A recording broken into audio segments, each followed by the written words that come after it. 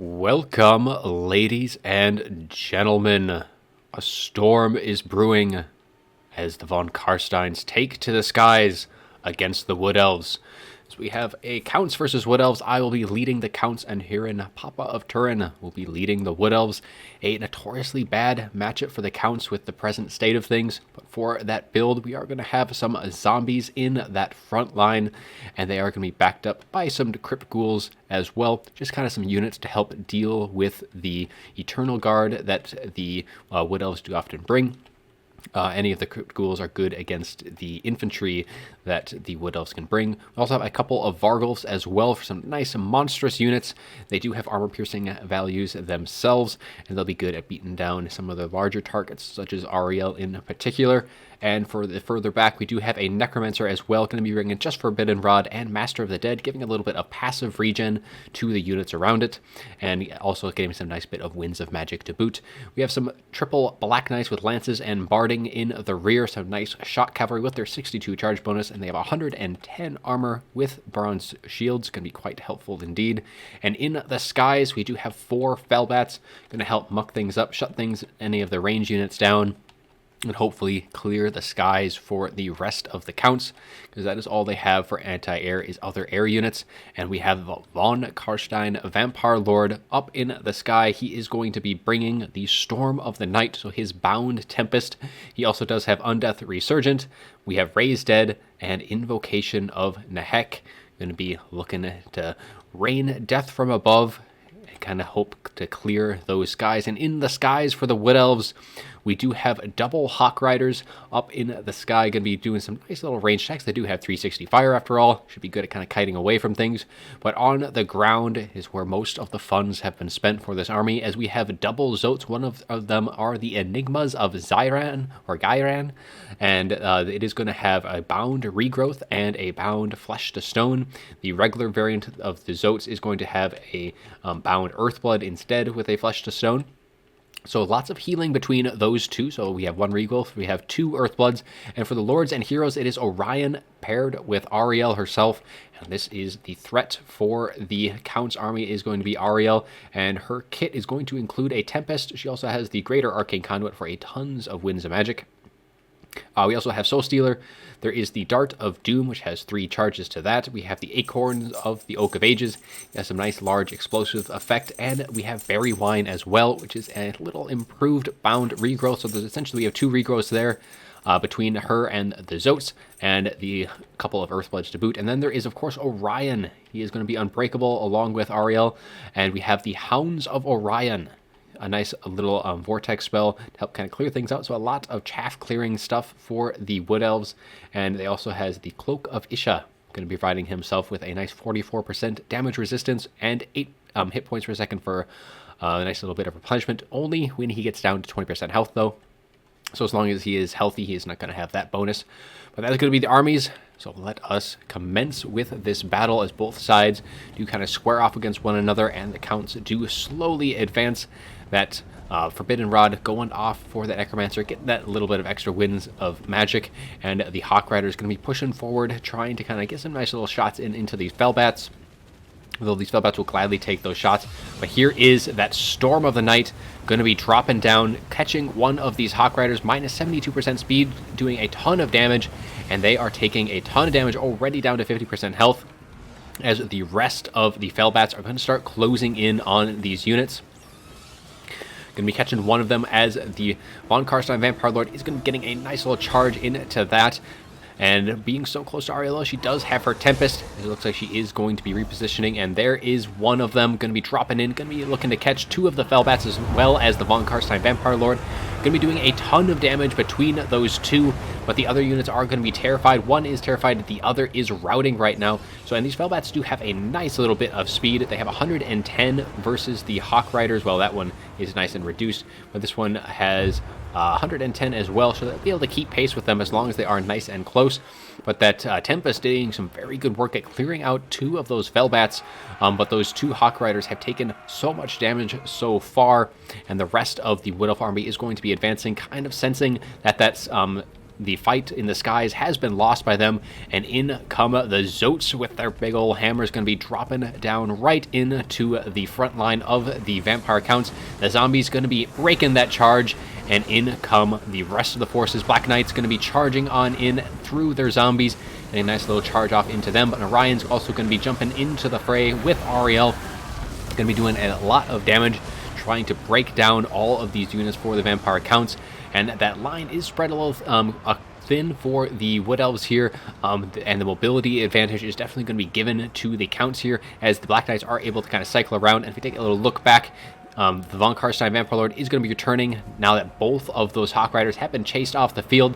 So it's going to be coming in, looking to be dropping some of those nice little breaths. We did have a Soul Stealer, going to be catching the Black Knights, some of the zombies, but nothing too bad in that regards. And now that that healing is going to be back for the Von Karstein Vampire Lord, going to be able to get some good work there. But we do have that Acorn of the Oak of Ages doing some nice explosive damage, but a breath going to be arcing its way right on through into these Eternal Guard, just as Ariel does fire up with her bound missile.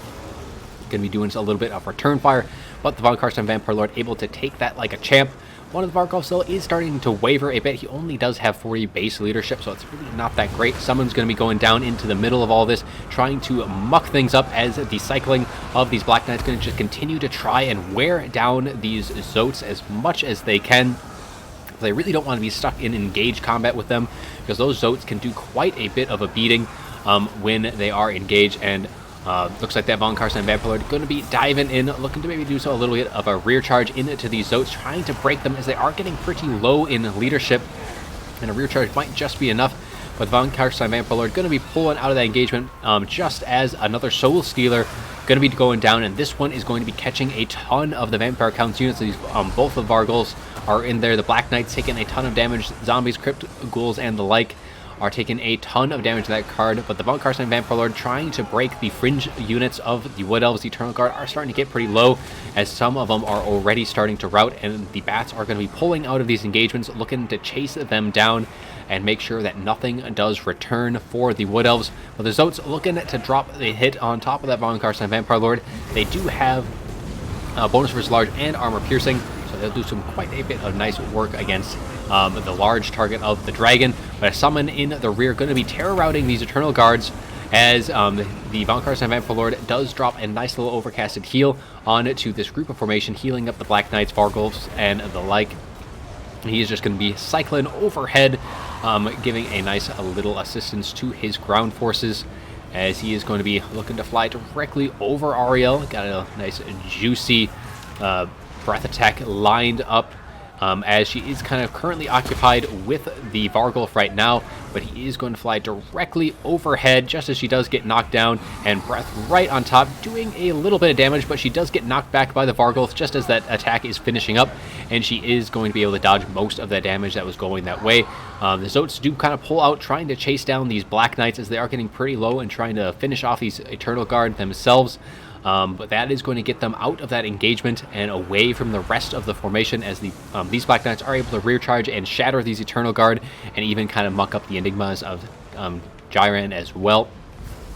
And right now, though, with all of those units away, the Von Karstein and both of the Vargolfs are able to do a lot of damage to Ariel. A summon tries to get down before the Zotes do kind of come in and pin in the Von Karstein Vampire. He does have Undeath Resurgent, giving plus 24 melee defense and 16 leadership in an AoE around him, as both of the Black Knights do collapse on that Zote as well.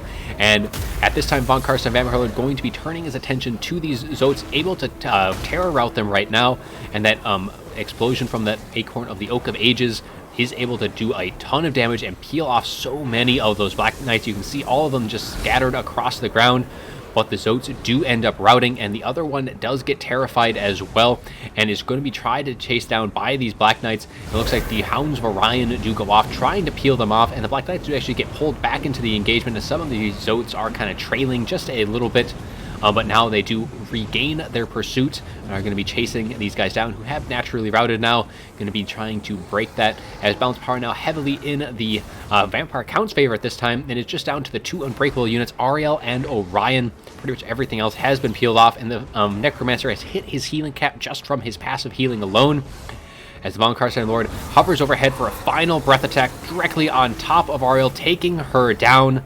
Just Orion left, and that is going to be pretty much all she wrote, as the Wood Elves do concede, and the Counts do take the fight.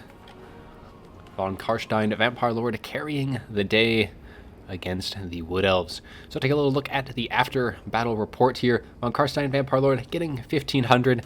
Still was very, very healthy at the end though, and he's definitely needed to stay healthy for things like, especially like Ariel. You can especially expect Durthu as well. Are some very beastly monsters to try and work their way through. Shame that the Necromancer doesn't get any value from his healing, because we saw just from him he was able to hit his healing cap, so it'd be pretty interesting to see how much healing he did overall. Otherwise, rest of the zombies are just kind of there mucking things up, and the Crypt Ghouls traded very well into the Eternal Guard, able to break them down pretty good throughout the course of the fight. And then we have the Black Knights as well, which is cycle charging throughout the course of the fight. Only one of them was really able to pay for itself. The other came very close, but overall they did generate some pretty decent value. And then we have the Fellbats as well, just chasing things off and really clearing the skies for the Vampire Counts. And if we take a look at the two Vargals as well, doing some very good work, getting about 3k value between the two of them. So able to do a lot of damage to the large targets, but damage was pretty well spread out between the Knights, the Vargals, and the Von Karstein Vampire Lord. As for the Wood Elves, take a look at the Zotes. Zotes were able to get about 3k between the two of them as well, doing a ton of damage to the Black Knights, able to really work them down fairly well. They are very tanky, and of course the bonus versus large and armor piercing certainly helps against those Black Knights with their 110 armor. Unfortunately for the Wood Elves, though, the Hawk Riders did lose the air pretty quickly in that fight. One Tempest was able to clear out some of the bats, but was not able to save these two Hawk Riders as they got pushed right off the field, and the Eternal Guard just weren't able to really carry their weight. Crypt Ghouls, of course, traded very, very well with just nice damage to either unit, but we have Ariel herself getting 4,300 in total value between Soul Stealers, those Acorns of the Oak of Ages, doing a ton of damage with those, and just the general tankiness of her. Just did a ton of damage throughout the course of the fight, almost carrying the battle from just herself. Orion getting 1,400. Now, a little bit about the builds on both sides here. This matchup is generally very, very heavily favored for the Wood Elves, particularly because of the differences that the Wood Elves can do. I think most of the meta builds that you'll be seeing kind of at this time is more of a boxier build for the Wood Elves.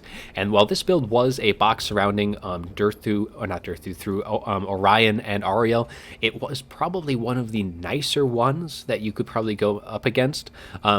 You can often see a Treekin box, which have very high armor. It's hard to break through, centered around either Durthu, Ariel, or both of them. And the Zotes were a pick that you usually don't see in this matchup, though they can do very well because the Counts, though, the ways to break the box is by bringing a lot of heavy cav, and Zotes do very well against that cav, and with all of their passive healing, or not passive healing, their bound healing, they can do quite well there.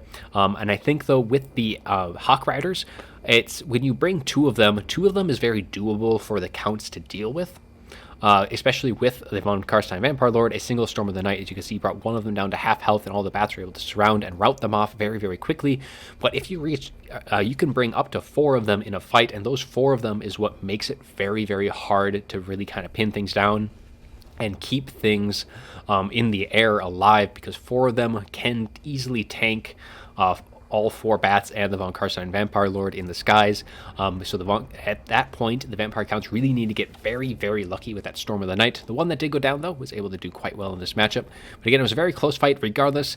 Definitely don't expect things to go so smoothly all the time as Counts into Wood Elves, but it definitely worked out this time around. And I do hope you enjoyed the video, though. And as always, have a good one.